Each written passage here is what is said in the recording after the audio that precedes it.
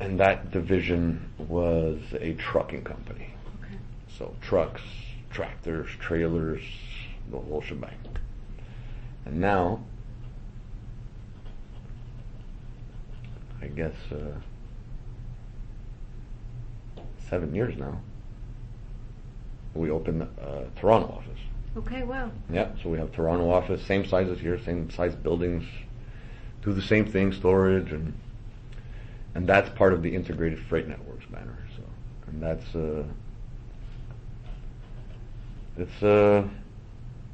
I mean, business is good in numbers, right?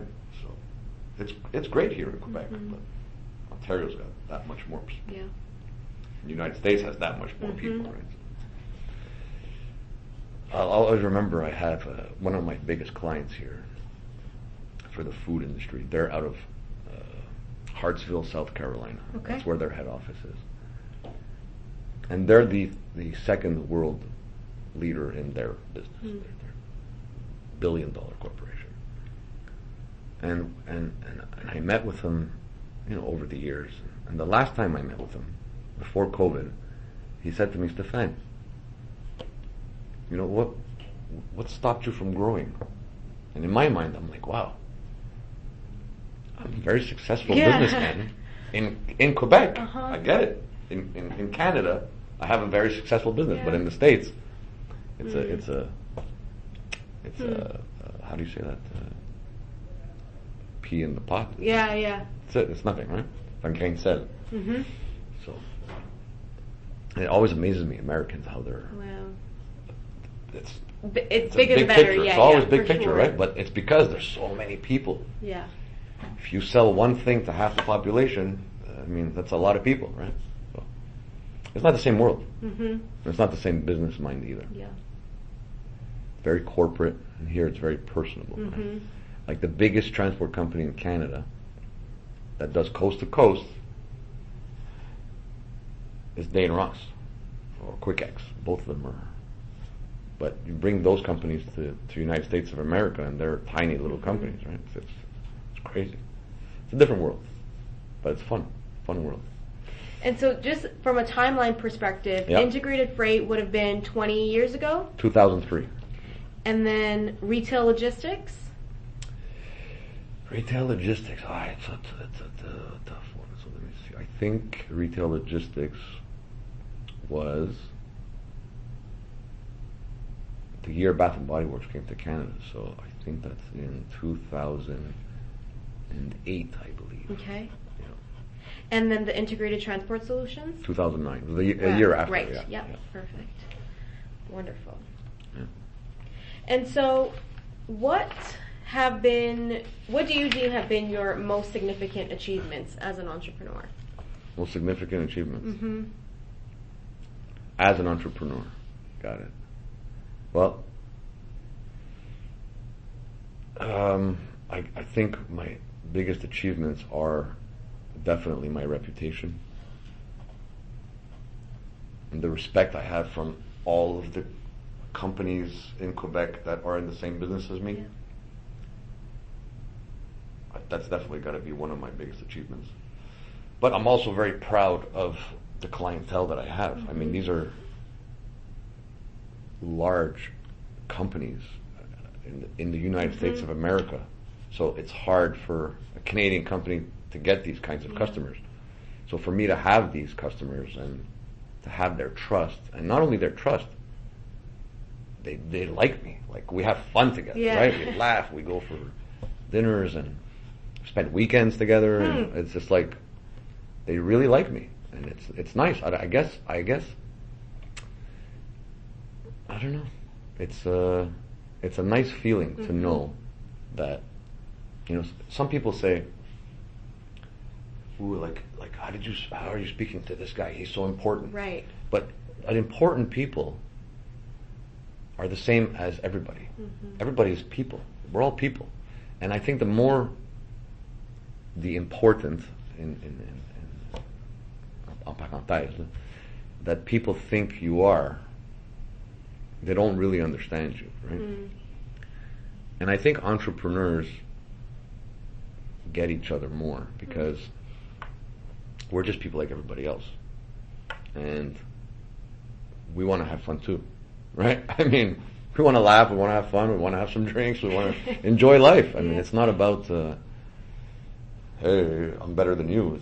It's not like that at all. I mean, so I guess I'm very proud of that, having Fortune 500 clients, and was able to get to the top of these people and meet the owners and just be myself. I'm not like all professionally spoken. You know, you can hear me speak. I'm not. I don't speak like my English anyway is not that professional. I speak well, but I speak from the heart, right? So I'm very honest when I speak, and they all feel that from me. So when I say, you can trust me, I'm going to take care of it, they don't think twice, right? That's it's very, makes me proud. For sure. Yeah.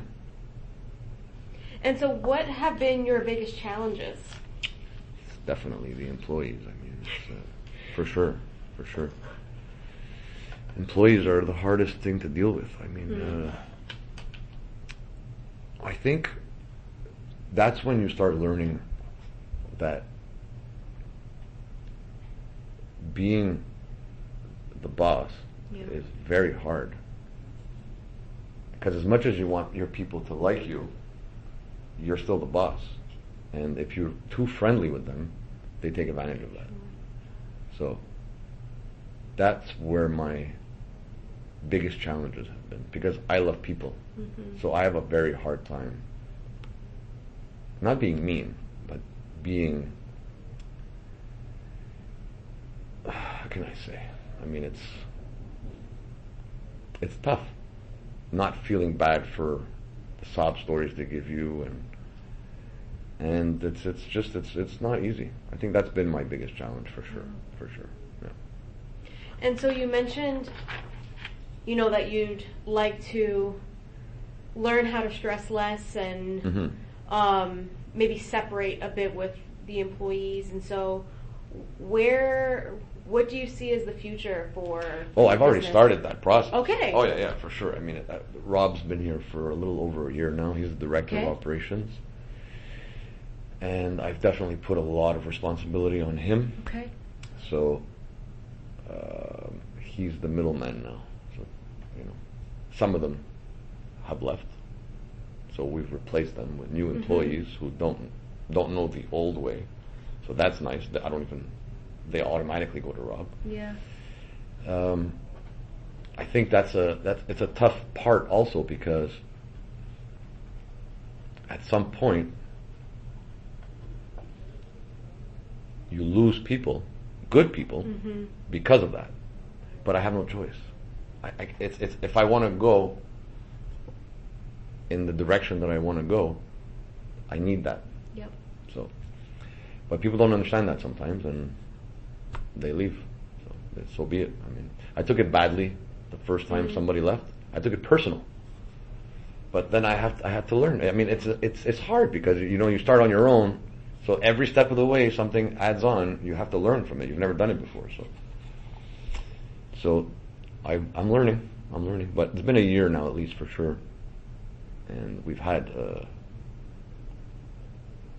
good 6-7 people turnover. Okay. Yeah, and those people don't know the old ways.